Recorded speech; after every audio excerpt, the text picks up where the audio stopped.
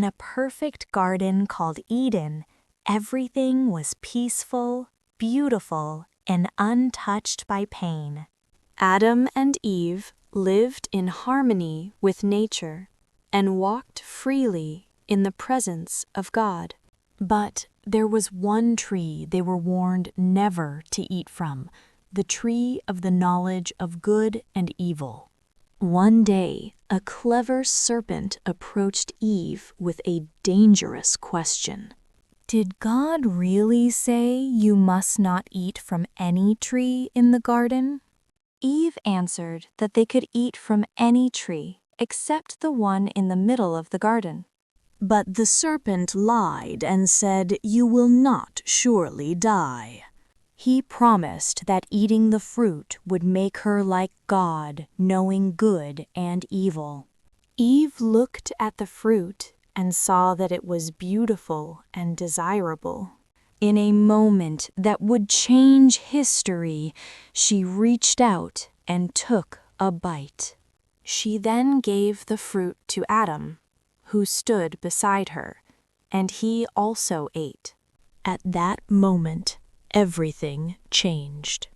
Their eyes were opened, and they realized they were naked. For the first time, they felt shame. They quickly sewed fig leaves together to cover themselves. When they heard God walking in the garden, fear filled their hearts. Instead of running toward him, they hid among the trees. God called out, "Where are you?" Adam answered that he was afraid because he was naked. God asked, "Who told you that you were naked?" Adam blamed Eve, saying she gave him the fruit. Eve then blamed the serpent. Because of this, God spoke judgment over the serpent. The serpent was cursed to crawl on its belly and be at enmity with humanity. Eve was told that pain and sorrow would now mark her future. Adam was told the ground would be cursed because of him. Work would now be hard, and life would be filled with struggle. For the first time, death entered the world. Yet, even in judgment, God showed mercy.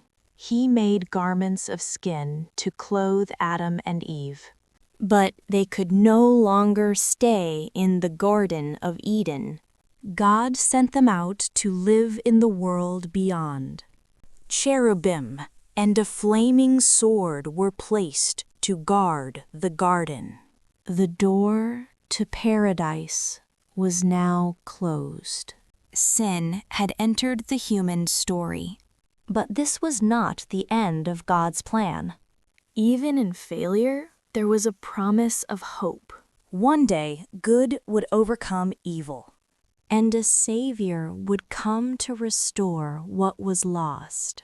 The fall of man was a moment of loss, but also the beginning of redemption. From that day forward, the world was changed forever. But God's love for humanity never faded.